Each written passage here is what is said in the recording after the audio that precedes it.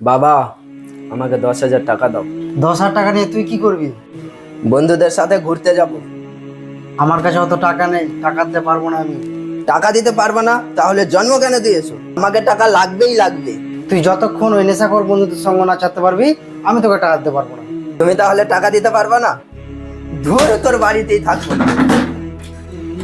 বন্ধুদের সাথে ঘুরে ঘুরে একটা অমানুষ তৈরি হচ্ছে। বাবার সাথে এভাবে রাগারাগি করে বাড়ি থেকে বেরিয়ে আসে মোশাররফ। বন্ধুদের নেশাখোর বলায় সে নিজেকে কন্ট্রোল করতে পারেনি। আর ওইদিকে অসীম ও অন্যান্যরা মিলে আড্ডা দিচ্ছিল। আরে মোশাররফ, কি খবর? তোর মন খারাপ কেন? ধর, আর বলিস না তো। কি হয়েছে আগে বলতো। আর বলিস না, বাবার কাছে 10,000 টাকা চেয়েছিলাম, টাকা তো দিল না, আরো মেজাজ দেখায়। এখনই কিছু বলি, টাকা নাই, এটা নাই, সেটা নাই, এভাবে কি থাকা যায়? তার উপরে তোদেরকে জানিস নেশাখোর বলেছে। আরে ছাড়, মাথা ঠান্ডা কর। এই নে সিগারেট খা সবাই।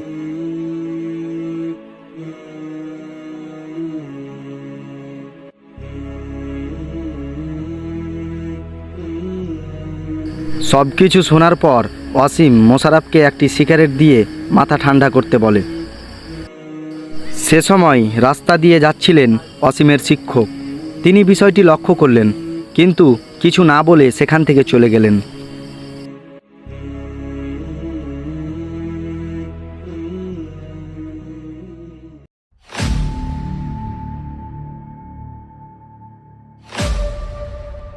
চল, ওকে পেয়ে গেছি, নিয়ে চল। চল ধরে নে, চল চল, আজ যাওয়ার ব্যবস্থা করতে হবে, কথা ধরে নিয়ে চল। চল ওয়াসিমের কাছে নিয়ে চল।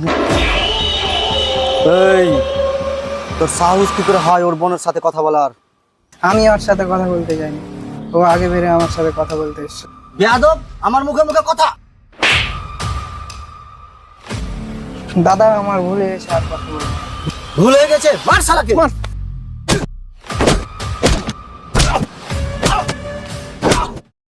এত ভালো ছেলে, এত সুন্দর ছেলে, দিনের পর দিন এইভাবে নষ্ট হয়ে যাচ্ছে। এখন কি করা যায়? এইভাবে নষ্ট হতে দিলে হবে না। তাহলে তার বাবাকে একটা কল করা যাক, তার বাবাকে একবার অফিসে ডাকা যাক। আসসালামু আলাইকুম রহমতুল্লাহি ওয়া বারাকাতুহু।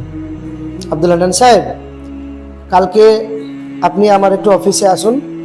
আপনার ছেলে ওসিমের ব্যাপারে কিছু জরুরি কথা রয়েছে। আসসালামু আলাইকুম। ওয়ালাইকুম আসসালাম রহমতুল্লাহি ওয়া বারাকাতুহু। আসেন আব্দুল হান্নান সাহেব, ভিতরে আসেন। হ্যাঁ স্যার, আপনি আমাকে ডেকে পাঠিয়েছিলেন? হ্যাঁ, বসুন। আপনার ছেলের কি কোনো খোঁজ খবর রেখেছেন আপনি? কেন স্যার, কি হয়েছে? সে তো দিন দিন খারাপের পথের দিকে যাচ্ছে। আসলে স্যার, ওই বিজনেস আর কাজকর্ম নিয়ে ব্যস্ত, তো সেরকম ছেলের খোঁজ খবর রাখা হয় না আর কি। আরে রাখেন তো আপনার বিজনেস আর কাজ কাম। যাদের জন্য এতই কাজ কাম করছেন, তারাই যদি মানুষ না হয়, তাহলে এত টাকা পয়সা নিয়ে আপনি কি করবেন?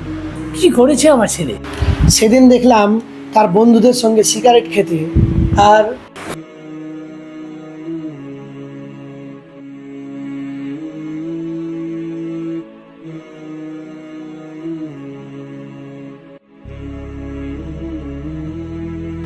আপনি সব কি বলছেন স্যার? আমি তো কিছুই বুঝতে পারছি না। দাঁড়ান স্যার, দেখাচ্ছি মজা। আজকের পর থেকে খাওয়া দাওয়া, পকেট মানি, ঘোরাফেরা সব বন্ধ করে দেবো আমি। আরে থামুন তো, আপনি অনেক শাসন করেছেন, এখন আর এসব শাসন করে কি হবে? একজন বাবা হিসাবে ঠিক মতন কি দায়িত্ব পালন করেছেন আপনি? এসব কথা আব্দুল হান্নান সাহেব মাথা নিচু করে শুনছিলেন, কারণ তিনি এসব কিছুই করেননি। নিজের দায়িত্বের ব্যাপারে উদাসীনতার কারণে তিনি লজ্জিত। স্যার, সব কিছুই তো করেছি, যখন যা চেয়েছে তাই দিয়েছি, আমি কোনো কিছুরই অভাব রাখিনি। আব্দুল হান্নান সাহেব, সব চাওয়া পাওয়া পূরণ করলে বাবার সব দায়িত্বই শেষ হয়ে যায় না। আপনি কি কখনো 2 রাকাত নফল নামাজ পড়ে ওর জন্য দোয়া করেছেন?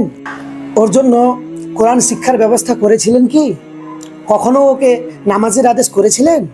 আপনি আপনার ছেলেকে কোরআন শিক্ষা দেননি, খোদা ভিত্তিক দিন শিক্ষা দেননি, এখন কি করে ওর থেকে ভালো কিছু আশা করেন? আচ্ছা বলুন তো, ছোটবেলায় যে আদর স্নেহ ভালোবাসা দিয়ে যে আদব ওকে শেখানোর কথা ছিল তা কি আপনি শিখিয়েছেন? শুনুন আব্দুল হান্নান সাহেব, মা বাবার দায়িত্বহীনতার কারণে সন্তানের অধপতন শুরু হয়। তাই সন্তানকে দোষারোপ না করে নিজের দায়িত্ব পালনের ব্যাপারে নিজেকে জিজ্ঞাসা করুন। আমি নিজের চোখে দেখেছি এসব। আপনি বাবা হিসাবে সঠিকভাবে আপনার দায়িত্ব পালন করতে পারেননি। তাই এখন তাড়াহুড়ো না করে ঠান্ডা মাথায় সিদ্ধান্ত নিন ছেলেকে খারাপ থেকে ভালো পথে নিয়ে আসার জন্য। ঠিক আছে স্যার, এখন আসছি তাহলে। আসসালামু আলাইকুম। মা বাবার দায়িত্বহীনতার কারণেই সন্তানের অর্ধপতন শুরু হয়। তাই সন্তানকে দোষারোপ না করে আগে নিজের দায়িত্ব পালনের ব্যাপারে নিজেকে জিজ্ঞাসা করুন, আপনি কি সন্তানের ব্যাপারে যথাযথ দায়িত্ব পালন করেছেন? আসলেই সত্য, আমাদের মাতা পিতা কি আমাদের উপযুক্ত শিক্ষায় শিক্ষিত করেছে? আপনি যদি আপনার সন্তানকে সঠিক শিক্ষা না দিয়ে থাকেন, তাহলে রোজ হাসরের মাঠে আপনার সন্তানই আপনাকে বিপদের মুখে ঠেলে দেবে। তাই সময় থাকতে সকল শিক্ষার পাশাপাশি নিজের সন্তানকে দ্বীনি শিক্ষা, কোরআন শিক্ষা, সঠিক শিক্ষা দেওয়ার ব্যবস্থা করুন। আল্লাহর আদেশ মেনে চলুন।